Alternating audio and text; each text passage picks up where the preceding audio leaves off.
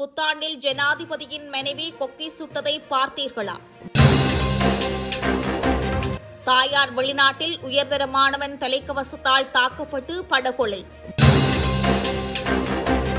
யாழில் பிறந்து 5 மாதங்களான குழந்தை பலி, துயரத்தில் பெற்றோர்.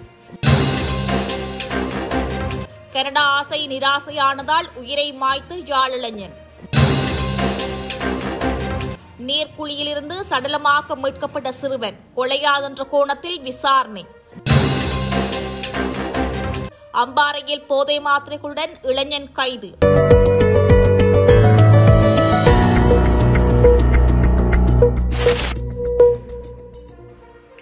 உயர் வகுப்பு மாணவர்கள் குழு ஒன்றின் தாக்குதலுக்குள்ளாகி கடுமையான காயங்களுடன் குருநாகலை வைத்தியசாலையில் தீவிர சிகிச்சை பிரிவில் சுமார் 7 நாட்கள் சிகிச்சை பெற்று வந்த மாணவன் ஒருவர் இன்று உயிரிழந்துள்ளார். உயிரிழந்தவர் குருநாகலை புலுவல மகா வித்தியாலயத்தில் 11ஆம் தரத்தில் கல்வி கற்ற மாணவன் ஆவார். சம்பவம் தொடர்பில் மேலும் தெரிய வருகையில், கடந்த 16ஆம் திகதி ரிதேகம விலக்கெதிர அங்கிந்திய பகுதியில் நடைபெற்ற புத்தாண்டு கொண்டாட்ட நிகழ்வில் பங்கேற்பதற்காக குருநாகலை புலுவல மகா வித்தியாலயத்தில் 11ஆம் தரத்தில் கல்வி கற்ற திலின விராஜ் என்ற மாணவன் சென்றிருந்தான். மாணவன் திலின செல்லும் வழியில் அதே பாடசாலையில் இந்த ஆண்டு சாதாரண தர பரீட்சைக்கு தோற்றிய மாணவர்கள் குழு ஒன்றும் மற்றொரு வெளியாட்கள் குழுவும் தனிப்பட்ட பகை காரணமாக கொண்டு மாணவரை தாக்கியுள்ளனர்.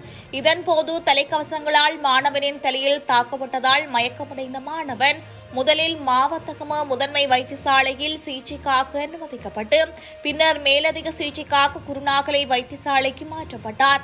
இந்த நிலையில் குருநாகலை வைத்தியசாலையின் தீவிர சிகிச்சை பிரிவில் சிகிச்சை பெற்று வந்த மாணவன் இன்று உயிரிழந்துள்ளார். இந்த சம்பவம் தெரியவந்ததும் வெளிநாட்டில் இருந்து திலினவின் தாய் தற்போது வீட்டிற்கு திரும்பியுள்ளார். மாணவனை தாக்கிய சம்பவம் தொடர்பாக 3 கைது செய்யப்பட்டுள்ளதாக போலீசார் தெரிவித்துள்ளனர். மேலும் தாக்குதல் நடாத்திய அனைத்து சந்தேக நபர்களையும் கைது செய்ய வேண்டும் என வலியுறுத்தி குருநாகலை விலக்கெதிர போலீஸ் நிலையத்தின் முன்பாக சரகலிய தோட்ட பகுதி மக்கள் நேற்று ஆர்ப்பாட்டம் நடத்தியிருந்தனர். யாழ்ப்பாணத்தில் போலீசார் நடாத்திய கூட்டத்திற்கு செல்லவில்லை என கூறி இளைஞன் ஒருவரை துப்பாக்கி முனையில் போலீசார் கைது செய்து மனிதாபிமானமற்ற முறையில் அழைத்துச் சென்றதாக குற்றச்சாட்டு எழுந்துள்ளது. இந்த சம்பவம் தொடர்பாக தெரிய வருகையில், மருதங்கேணி போலீஸ் நிலையத்திற்கு உட்பட்ட பகுதிகளில் வசிக்கும் உள்ளூராட்சி வேட்பாளர்களுக்கான சந்திப்பை மருதங்கேணி போலீசார் ஏற்பாடு செய்திருந்தனர். இந்த சந்திப்புக்கு தமிழ் தேசிய மக்கள் முன்னணியின் செயற்பாட்டாளரான ஜெகதீஸ்வரன் சத்குணாதேவி செல்லவில்லை. இதனை அடுத்து துப்பாக்கிகளுடன் அவரது வீட்டுக்கு சென்ற போலீசார் சந்திப்புக்கு அழைப்பு விடுத்தும் ஏன் வரவில்லை என கேள்வி எழுப்பியுள்ளனர். அதற்கு தமிழ் தேசிய மக்கள் முன்னணியினர் பருத்தித்துறை பிரதேச சபைக்கு தாக்கல் செய்த வேட்புமனு நிராகரிக்கப்பட்டதால் தான் அதற்கு தமிழ் தேசிய மக்கள் முன்னணியினர் பருத்தித்துறை பிரதேச சபைக்கு தாக்கல் செய்த வேட்புமனு நிராகரிக்கப்பட்டதால் தான் இப்போது வேட்பாளர் இல்லை என கூறி சந்திப்புக்கு வரவில்லை என பதிலளித்துள்ளார். இந்நிலையில் தாங்கள் அழைத்தால் போலீஸ் நிலையத்திற்கு வர வேண்டும் என அவரை அச்சுறுத்தி வாக்குவாதத்தில் ஈடுபட்டுள்ளனர். இதனை அவதானித்து சத்குணாதேவியின் மகன் தனது தாயை அச்சுறுத்தும் வகையில் நடந்து கொள்ள வேண்டாம் என போலீசாரிடம் கோரிய போது அவருடனும் போலீசார் முரண்பட்டனர். அதன் பின்னர் மேலங்கி இல்லாமல் சாரத்துடன் குறித்த இளைஞனை கைது செய்த போலீசார் சாரத்தை பிடித்து இழுத்துச் செல்லும் போது சாரம் அவிழ்ந்ததை பொருட்படுத்தாது போலீஸ் நிலையத்திற்கு இழுத்துச் சென்றுள்ளனர். இந்த நிலையில் மேலங்கி இல்லாமல் சாரம் அவிழ்ந்த நிலையில் வீதியில் இளைஞனை போலீசார் இழுத்துச் செல்லும் புகைப்படங்கள் சமூக வலைதளங்களில் வெளியான நிலையில் பல தரப்பினரும் போலீசாரின் காட்டுமிராண்டித்தனமான செயற்பாட்டிற்கு கண்டனம் தெரிவித்து வருகின்றனர். அம்பாறை சம்மாந்துறை போலீஸ் பிரிவிற்குட்பட்ட பகுதியின் வீட்டின் அருகில் விளையாடிக் கொண்டிருந்த சிறுவன் பாதுகாப்பற்ற நீர்க்குழாயிலிருந்து சடலமாக மீட்கப்பட்டுள்ளதாக போலீசார் தெரிவித்துள்ளனர். இந்த சம்பவம் நேற்று மாலை இடம்பெற்றுள்ளதுடன் சம்பவத்தில் 3 வயதுடைய ஆண் சிறுவனே நீர்க்குழியிலிருந்து சடலமாக மீட்கப்பட்டுள்ளார். சம்பவம் தொடர்பில் மேலும் தெரிய வருகையில், வீட்டின் அருகில் விளையாடிக் கொண்டிருந்த சிறுவன் சுமார் 3 மணித்தியாலமாக அப்பகுதியில் காணாமல் போன குறித்த சிறுவனை பொதுமக்கள் மற்றும் போலீசார் போலீசார் இணைந்து தேடிய நிலையில் சிறுவனின் வீட்டுக்கருகில் உள்ள வெற்றுக்காணியில் உள்ள பாதுகாப்பற்ற நீர்க்குழிக்குள் சிறுவன் சடலமாக மீட்கப்பட்டுள்ளார்.